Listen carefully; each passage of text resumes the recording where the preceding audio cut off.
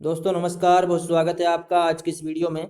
आज हम इस वीडियो के माध्यम से संविधान सभा के बारे में पढ़ेंगे और इससे संबंधित सभी महत्वपूर्ण बिंदुओं को यहाँ पर देखेंगे। तो आइए फिर देखते हैं। तो सबसे पहले हम यह जान लेते हैं संविधान सभा है क्या। तो संविधान सभा जैसा कि नाम से ही स्पष्ट है, संविधान सभा यानी कि संविधान के निर्माण के लिए जिस सभा का या समिति का गठन किया गया वह क्या कहलाएगी, संविधान सभा कहलाएगी। अब दूसरा प्रश्न यहाँ पर यह उठता है, संविधान सभा क्यों गठित की गई। तो संविधान सभा जो है भारतीय संविधान के निर्माण के लिए गठित की गई थी, जिससे क्या हो, भारत में संविधान का निर्माण किया जा सके और भारत के लोगों का ही क्या हो, यहाँ पर शासन हो। जिससे कैबिनेट मिशन योजना 1946 के तहत यहाँ पर क्या की गई थी, मंजूरी दी गई थी। ये हमें यहाँ पर ध्यान रखना है। हालांकि इससे पहले भारत में शासन के लिए कई सारे एक्ट यहाँ पर बनाए जा चुके थे। जैसे अभी हमने 1919 और 1935 का एक्ट पढ़ा था, उसके पहले भी कई सारे एक्ट यहाँ पर बनाए गए ब्रिटिश सरकार और ईस्ट इंडिया कंपनी के द्वारा, जो कि ब्रिटिशर्स के ही क्या थी, कहीं ना कहीं पक्ष में थे। भारतीयों को बहुत कम जो हो तो वहाँ पर छूट दी जाती थी, है ना। शासन में उनको बहुत कम छूट दी जाती थी और ब्रिटिशर्स जो है तो जो मुख्य अधिकार होते थे अपने पास ही क्या होते थे, रखते थे। तो भारतीय यहाँ पर चाहते थे कि क्या हो, हमारा खुद का संविधान हो और उसके माध्यम से भारत में भारतीयों का ही क्या हो, शासन हो और ब्रिटिशर्स की भागीदारी जो हो वह क्या हो, समाप्त हो और पूर्ण रूप से भारतीय लोगों के पास क्या हो, सत्ता हो। इसके लिए कई बार भारतीय नेताओं द्वारा यहाँ पर मांगे भी उठाई जाती रही और अंततः कैबिनेट मिशन योजना के तहत इसको मंजूरी भी यहाँ पर दी गई। तो इस वीडियो के अंदर हम संविधान सभा से संबंधित सभी महत्वपूर्ण बिंदु देखेंगे, जो कि एमपीपीएससी के साथ साथ अन्य एग्जाम्स के लिए भी काफी ज्यादा इंपॉर्टेंट हो जाते हैं। तो आइए फिर हम देखते हैं। तो सबसे पहले हम यहाँ पर पहला जो हमारा पॉइंट है वह देख लेते हैं। भारत में सर्वप्रथम 1895 में संविधान सभा के सिद्धांत का दर्शन बाल गंगाधर तिलक के निर्देशन में तैयार स्वराज विधेयक में होता है। तो यहाँ पर जो प्रश्न बनता है, से संविधान सभा का जो सिद्धांत है वो सबसे पहले उसकी झलक कहाँ पर दिखाई देती है, तो वह स्वराज विधेयक के अंदर दिखाई देती है, जो कि बाल गंगाधर तिलक ने यह विधेयक लाए थे। बाल गंगाधर तिलक यह विधेयक लेकर के आए थे 1895 के अंदर। ये यहाँ पर तीन चीजें निकल करके आती हैं। स्वराज विधेयक कब आया था, 1895 में, और जो संविधान सभा का जो सिद्धांत है यह स्वराज विधेयक में सबसे पहले देखने को मिलता है, जो कि बाल गंगाधर तिलक के द्वारा लाया गया था। तीनों चीजें हमें यहाँ पर ध्यान रखनी है। उसके बाद फिर अगला पॉइंट हम यहाँ पर देख लेते हैं। 1924 में ब्रिटिश सरकार के सामने संविधान सभा के निर्माण की मांग को प्रस्तुत किया। किसके द्वारा प्रस्तुत किया गया, जवाहरलाल नेहरू के द्वारा। ये हमें यहाँ पर ध्यान रखना है। 1924 में ब्रिटिश सरकार के सामने संविधान सभा के निर्माण की मांग को सबसे पहले किसने प्रस्तुत किया, यानी कि सबसे पहले संविधान सभा के निर्माण की जो मांग है वह ब्रिटिश सरकार के सामने किसने रखा, तो जवाहरलाल नेहरू हो जाएंगे। ठीक है, कब रखा, 1924 के अंदर यहाँ पर रखा था। ये हमें यहाँ पर ध्यान रखना है। दोस्तों हम यहाँ पर सभी फैक्ट्स जितने भी यहाँ पर एमपीपीएससी प्रीलिम्स एग्जाम के लिए इंपॉर्टेंट फैक्ट्स हैं उन सभी को यहाँ पर कवर करेंगे। जितने भी फैक्ट्स इस वीडियो के अंदर दिए गए हैं वो सभी इंपॉर्टेंट हैं, इसलिए सभी को बड़े ध्यान से यहाँ पर सुनिएगा और हो सके तो आप नोट डाउन भी इसको कर सकते हैं, जिससे आप क्या हो, इसको बाद में भी देख पाएं। फिर यहाँ पर अगला पॉइंट हम यहाँ पर देख लेते हैं। 1934 में यहाँ पर क्या हुआ, फिर 1934 में औपचारिक रूप से संविधान सभा के गठन का विचार प्रस्तुत किया, एम एन राय के द्वारा प्रस्तुत किया गया था। ये हम औपचारिक का मतलब क्या हो जाएगा यहाँ पर, तो औपचारिक का मतलब यानी कि जो लिखित रूप में नहीं होता, केवल कहा गया, है ना, तो वह क्या होता है, औपचारिक होता है। ठीक है, तो औपचारिक रूप से किसके द्वारा ये गठन, संविधान सभा के गठन का विचार प्रस्तुत किया गया, एम एन राय के द्वारा। ये हमें ध्यान रखना है 1934 में। ठीक है, कई बार एग्जाम के अंदर ये चीज पूछी भी गई, इसलिए इसे हमें अच्छे से ध्यान रखना है। फिर यहाँ पर 1935 में है आधिकारिक रूप से संविधान सभा गठन की मांग जो भारतीय राष्ट्रीय कांग्रेस के द्वारा रखी गई थी। आधिकारिक रूप से यानी कि लिखित रूप में जो हो तो ब्रिटिश सरकार के सामने यहाँ पर रखी गई ये मांग कि संविधान सभा का हमें क्या करना है, गठन करना है भारतीय राष्ट्रीय कांग्रेस के द्वारा 1935 में। सन भी हमें ध्यान रखना है क्योंकि यह भी एग्जाम के अंदर कई बार पूछे गए हैं। उसके बाद फिर हमारा अगला पॉइंट क्या है, तो 1938 में फिर संविधान सभा का निर्माण वयस्क मताधिकार के आधार पर चुनी गई संविधान सभा द्वारा यहाँ पर किया जाएगा। किसने कहा है, जवाहरलाल नेहरू ने यहाँ पर कहा था। क्या कहा था कि जो संविधान सभा है इसका जो निर्माण किया जाए संविधान सभा का, यह वयस्क मताधिकार के आधार पर चुनी गई संविधान सभा द्वारा। यानी कि यहाँ पर जनता जो है वह क्या करेगी, पहले संविधान सभा के लिए जो सदस्य होंगे उनको क्या करेगी, चुनेगी और उन सदस्यों के द्वारा फिर क्या किया जाए, संविधान सभा का निर्माण किया जाए। ये यहाँ पर ये चीज़ कही गई थी 1938 में, यह भी हमें ध्यान रखना है। फिर यहाँ पर हम देखेंगे 1940 के अंदर यहाँ पर क्या होगा, अगस्त प्रस्ताव आता है। और इस अगस्त प्रस्ताव में यहाँ पर जो नेहरू ने मांग रखी थी कि वयस्क मताधिकार के आधार पर जो तो संविधान सभा का निर्माण किया जाए, तो इस मांग को यहाँ पर अगस्त प्रस्ताव के अंदर क्या कर लिया गया, यहाँ पर स्वीकार कर लिया गया। ये हमें ध्यान रखना है, अगस्त प्रस्ताव के अंदर नेहरू की मांग को स्वीकार किया गया। इसके बाद यहाँ पर 1942 में क्या होता है, क्रिप्स मिशन आता है भारत, और क्रिप्स मिशन के द्वारा यहाँ पर संविधान सभा के गठन की बात को स्पष्ट रूप से स्वीकार किया गया। तो अगर यहाँ पर क्वेश्चन यह आता है कि किस मिशन में या कहाँ पर जो तो संविधान सभा के गठन की बात को स्पष्ट रूप से स्वीकार किया गया है, तो वह क्या हो जाएगा, क्रिप्स मिशन हो जाएगा। क्रिप्स मिशन के अंदर यहाँ पर जो है तो इसको स्वीकार किया गया। और कब आया क्रिप्स मिशन, तो 1942 में आया, यह भी हमें ध्यान रखना है। और क्रिप्स मिशन जो था ये 3 सदस्यीय था, इसके अंदर यहाँ पर 3 सदस्य थे। इन तीनों के नाम हमें ध्यान रखने, क्योंकि क्रिप्स मिशन काफी ज्यादा इंपॉर्टेंट है। तो स्टैफर्ड क्रिप्स हो जाएगा, सर पैथिक लॉरेंस हो जाएगा, AB अलेक्जेंडर हो जाएंगे। ये 3 सदस्य यहाँ पर क्रिप्स मिशन के अंदर हो जाएंगे। और इन तीनों ने यहाँ पर जो तो क्या की थी, क्रिप्स मिशन के सदस्य बनकर के भारत आए थे। और यहाँ पर क्या किया गया था, इनके द्वारा संविधान सभा के गठन की बात को क्या किया, यहाँ पर स्पष्ट रूप से स्वीकार किया गया क्रिप्स मिशन के अंदर। उसके बाद फिर हम यहाँ पर एक चीज और जान लेते हैं, जो क्रिप्स मिशन के सदस्य हैं, यही 3 सदस्य जो है कैबिनेट मिशन के अंदर भी हमको देखने को मिलेंगे, है ना। तो इसके बाद यहाँ पर 1946 में क्या आएगा, कैबिनेट मिशन आएगा। तो कैबिनेट मिशन में भी यही 3 सदस्य थे, यह भी हमें ध्यान रखना है। तो कैबिनेट मिशन प्रस्ताव जब आता है, संविधान सभा के गठन को व्यवहारिक रूप प्रदान किया। जैसे कि हमने शुरू में ही यहाँ पर देखा है, शुरू में हमने यहाँ पर चर्चा की कि संविधान सभा का गठन जो है कैबिनेट मिशन के द्वारा जो है तो यहाँ पर इसको मतलब अनुमति यहाँ पर दी गई थी संविधान सभा गठन के लिए, है ना। तो इसे भी हमें ध्यान रखना है। 1946 में कैबिनेट मिशन आता है, संविधान सभा के गठन को यहाँ पर व्यवहारिक रूप किसने प्रदान किया, तो कैबिनेट मिशन ने प्रदान किया। और कैबिनेट मिशन के अंदर यहाँ पर 3 सदस्य थे, यह भी हमें ध्यान रखना है, Stafford Cripps, Sir Pethick Lawrence, AB Alexander, ये हमें यहाँ पर ध्यान रखना है। इसके बाद अगला पॉइंट है, संविधान सभा के सदस्यों का चुनाव अप्रत्यक्ष रूप से प्रांतीय विधानसभा के सदस्यों द्वारा यहाँ पर किया जाएगा, है ना। तो यहाँ पर जो संविधान सभा के जो सदस्य होंगे उनको प्रत्यक्ष रूप से, यानी कि जनता यहाँ पर नहीं चुनेगी, बल्कि यहाँ पर अप्रत्यक्ष रूप से यहाँ पर उनका चुनाव होगा। यानी कि जनता द्वारा चुने गए जो प्रतिनिधि होंगे उनके द्वारा क्या होगा, यहाँ पर चुना जाएगा। ठीक है, विधानसभा के सदस्यों द्वारा इनको चुना जाएगा, संविधान सभा के सदस्यों को, ये हमें यहाँ पर ध्यान रखना है। ठीक, उसके बाद फिर अगला पॉइंट हमारा है, भारत की संविधान सभा में सीटों का आवंटन किया गया। भारत की जो संविधान सभा थी, यहाँ पर सीटों का आवंटन कब होगा, 1946 में, क्योंकि कैबिनेट मिशन कब आया, तो 1946 में आया। और कैबिनेट मिशन के द्वारा यहाँ पर इसको मंजूरी दी गई, तो 1946 में ही क्या हो जाएगा, यहाँ पर संविधान सभा में सीटों का आवंटन होगा। तो कुल सीटें जो यहाँ पर रखी गई थी, तो कितनी थी, 389। यह हमें ध्यान रखना, कुल सीटें 389 हो जाएंगी, जहां पर ब्रिटिश प्रांतों के लिए 292 प्रतिनिधि यहाँ पर हो जाएंगे, जिनका जो कि निर्वाचित होंगे। ठीक है, देशी रियासतों के लिए 93 प्रतिनिधि होंगे, और चीफ कमिश्नरी के यहाँ पर 4 प्रांत होंगे। तो ब्रिटिश प्रांत क्या है, ब्रिटिश प्रांत यानी कि जो राज्य क्या होंगे, ब्रिटिशर्स के अंडर में आते थे, जिसमें ब्रिटिश महारानी या प्रिंस का क्या होता था, शासन होता था।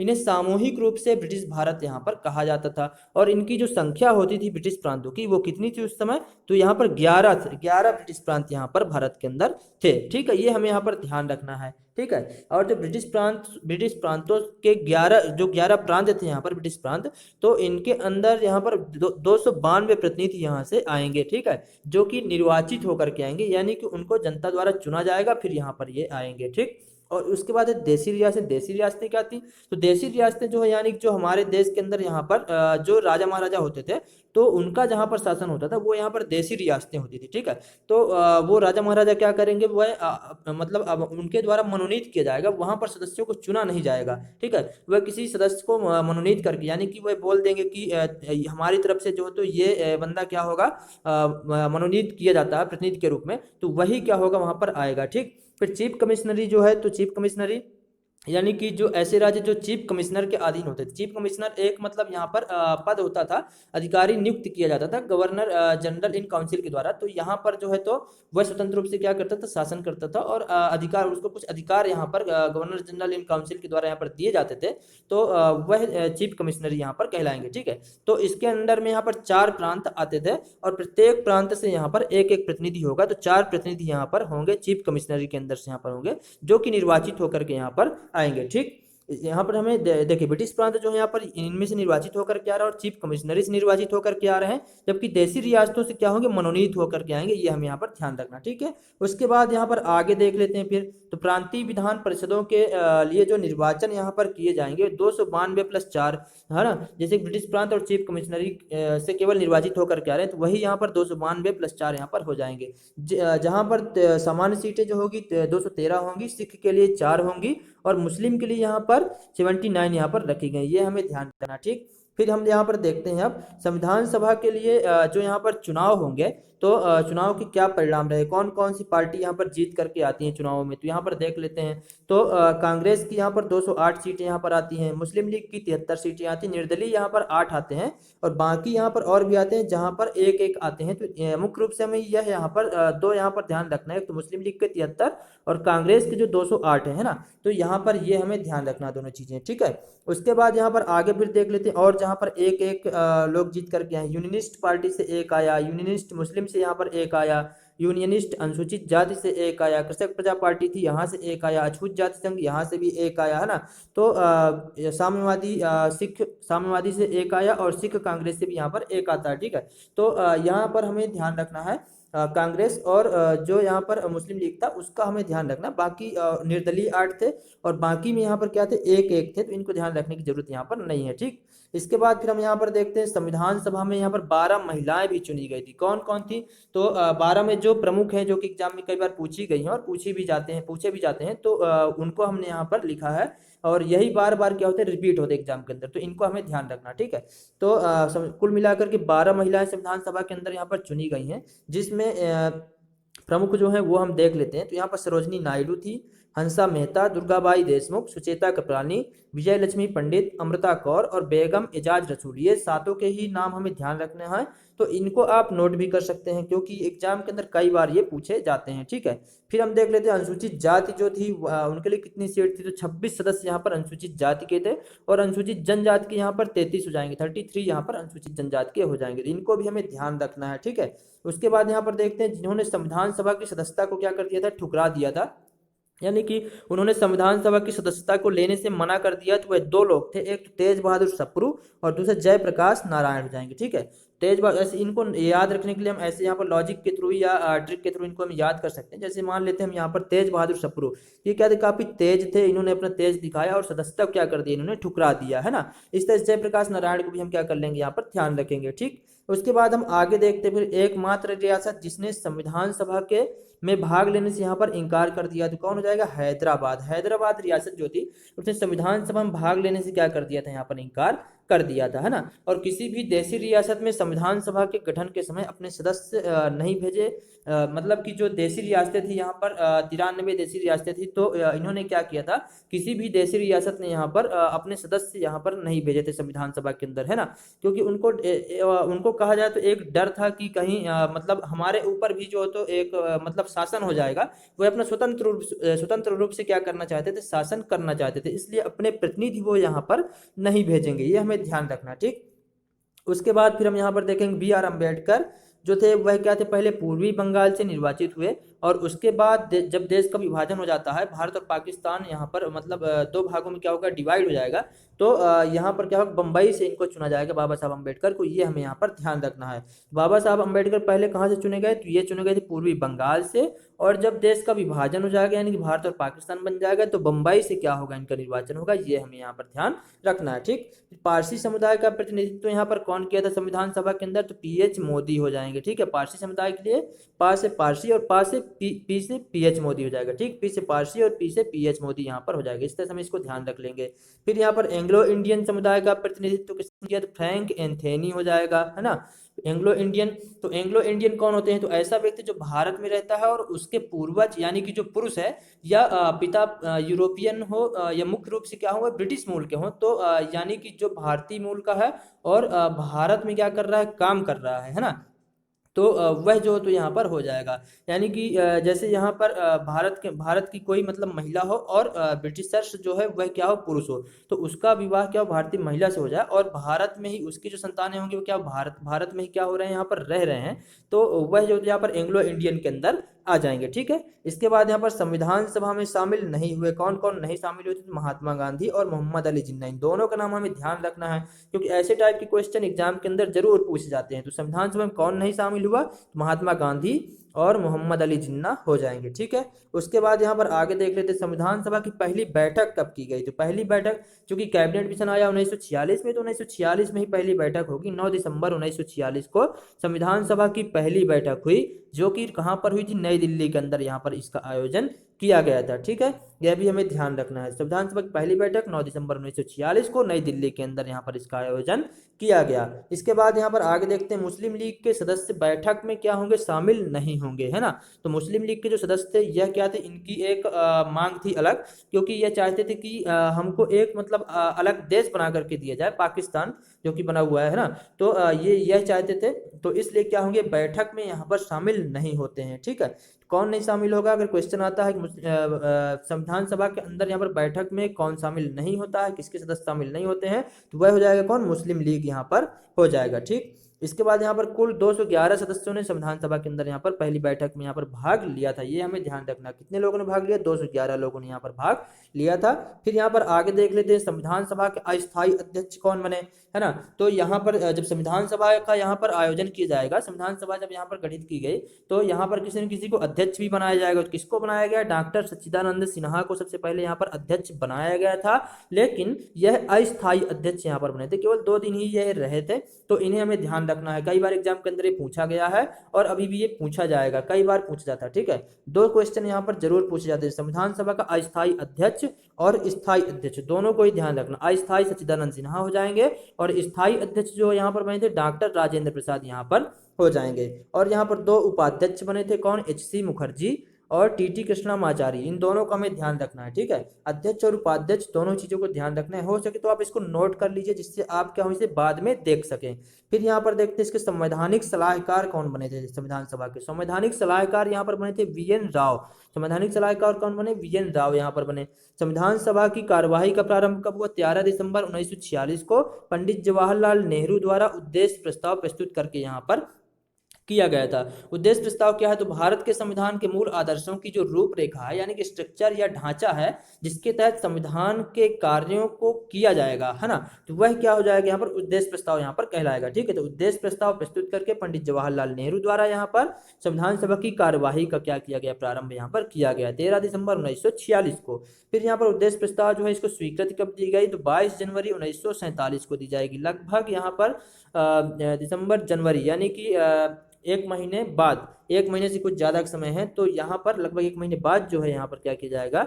उद्देश्य प्रस्ताव को स्वीकृति दी जाएगी 22 जनवरी 1947 को। उसके बाद हमारा अगला पॉइंट यहाँ पर क्या है? संविधान सभा द्वारा गठित समितियां कितनी थी? समितियां यहाँ पर कुल 23 समितियां यहाँ पर थी, जिसमें कुछ समितियां थी, कुछ यहाँ पर उप समितियां थी, है ना। तो उसमें जो इंपॉर्टेंट है उनको हम यहाँ पर देखेंगे इसके अंदर, जो कि एग्जाम के अंदर पूछे जाते हैं और पूछे जाने की संभावना है। ठीक है, तो संविधान सभा का प्रथम प्रारूप यहाँ पर तैयार किया गया वी.एन. राव, जिसमें कुल 243 यहाँ पर अनुच्छेद थे और 13 अनुसूचियां थी। ठीक है, संविधान सभा का प्रथम प्रारूप किसने तैयार किया? वी.एन. राव ने तैयार किया है, जिसमें 243 अनुच्छेद और 13 अनुसूचियां, ये हमें ध्यान रखना है। ठीक, और ये जो यहाँ पर वी.एन. राव थे, इन्होंने जो प्रारूप यहाँ पर तैयार किया, तो इस पर विचार करने के लिए यहाँ पर डॉक्टर भीमराव अंबेडकर की अध्यक्षता में 7 सदस्यीय प्रारूप समिति का यहाँ पर गठन किया गया। क्योंकि जो यहाँ पर प्रारूप तैयार किया गया है वी.एन. राव के द्वारा, उसको सीधे तो यहाँ पर पास नहीं किया जा सकता, है ना। अब उस पर विचार किया जाएगा संविधान के अंदर, संविधान सभा के अंदर। तो यहाँ पर डॉक्टर भीमराव अंबेडकर जो थे, इनको इसका अध्यक्ष बनाया गया और इसके अंदर टोटल 7 सदस्य थे, जिसमें 6 अन्य सदस्य हो जाएंगे। ठीक है, तो हम देख लेते हैं यहाँ पर कौन कौन है। तो सबसे पहले यहाँ पर प्रारूप समिति जो है ये 29 अगस्त 1947 को आती है, जिसके अध्यक्ष यहाँ पर डॉक्टर भीमराव अंबेडकर बनते हैं। ठीक, प्रारूप समिति के बारे में कई बार क्वेश्चन एग्जाम में आ चुके हैं, इसलिए इसे भी हमें ध्यान रखना है। 29 अगस्त 1947 को इसका गठन किया गया, डॉक्टर भीमराव अंबेडकर इसके अध्यक्ष रहे। कुल 7 सदस्य हो जाएगा, जिसमें 6 अन्य सदस्य यहाँ पर रहेंगे। कौन कौन है वह भी हम यहाँ पर देख लेते हैं। तो यहाँ पर पहले सदस्य जाएंगे एन गोपाल स्वामी अयंगर हो जाएंगे, अयंगर। फिर अय्यर अल्लादी कृष्ण स्वामी अय्यर हो जाएंगे। ठीक है, उसके बाद यहाँ पर डॉक्टर के एम मुंशी हो जाएंगे। एन माधव राव फिर यहाँ पर थे, तो एन माधव राव जो थे यहाँ पर, तो इसके पहले यहाँ पर क्या थे, बीएल मित्र थे, जो क्या हो गए थे, बीमार पड़ गए थे, तो उन्होंने क्या वह क्या हो गए, सदस्य से हट गए और उनकी जगह यहाँ पर एन माधव राव आए थे। तो इन दोनों ही चीजों को ध्यान रखना है, पहले बीएल मित्र थे, इनकी जगह में एन माधव राव यहाँ पर आए थे।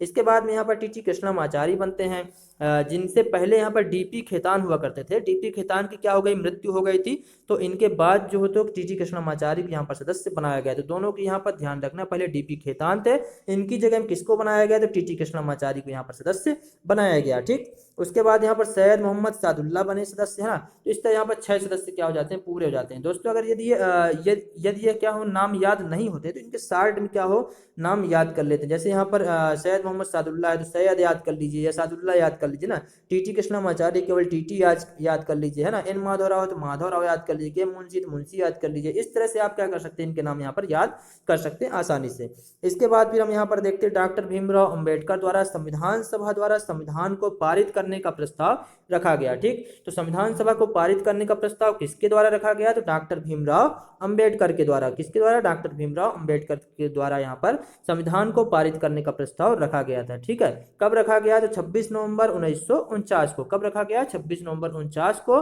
ये प्रस्ताव क्या हो जाएगा, पारित हो गया। यानी कि प्रस्ताव यहाँ से क्या हो जाएगा, पारित हो जाएगा। और इसी दिन भारतीय संविधान को अंगीकार किया गया, यानी कि भारत के लोगों द्वारा इसे क्या कर लिया गया, यहाँ पर स्वीकार कर लिया गया है। ठीक है, तो इसे कब स्वीकार किया गया, 26 नवंबर 1949 को ये प्रस्ताव पारित होगा और इसी दिन क्या कर लिया जाएगा, भारतीय संविधान को अंगीकार कर लिया गया, यानी भारत के लोगों द्वारा या संविधान सभा द्वारा इसको क्या कर लिया गया, स्वीकार कर लिया गया। ठीक है, फिर सभा में उपस्थित यहाँ पर 284 सदस्यों ने इसमें क्या किए थे, हस्ताक्षर किए थे। 284 लोग क्या थे वहां पर संविधान सभा के अंदर उपस्थित थे और 284 लोगों ने ही क्या किया था, यहाँ पर हस्ताक्षर किया था। ठीक है, इसके बाद फिर यहाँ पर अगला पॉइंट देख लेते हैं। इसमें कुल 395 अनुच्छेद, तो ये जो बाबा साहब अम्बेडकर ने जो यहाँ पर संविधान जो यहाँ पर रखा है, तो इसमें कुल जो पारित किया गया, तो इसमें कुल 395 अनुच्छेद, 8 अनुसूचियां और 22 भाग यहाँ पर हो जाएंगे। तो एग्जाम के अंदर कई बार जो यहाँ पर क्वेश्चन पूछा जाता है, वो ये पूछा जाता है कि जो हमारे मूल संविधान थे उसमें कितने अनुच्छेद थे या कितनी अनुसूचियां थी या कितने भाग थे, है ना।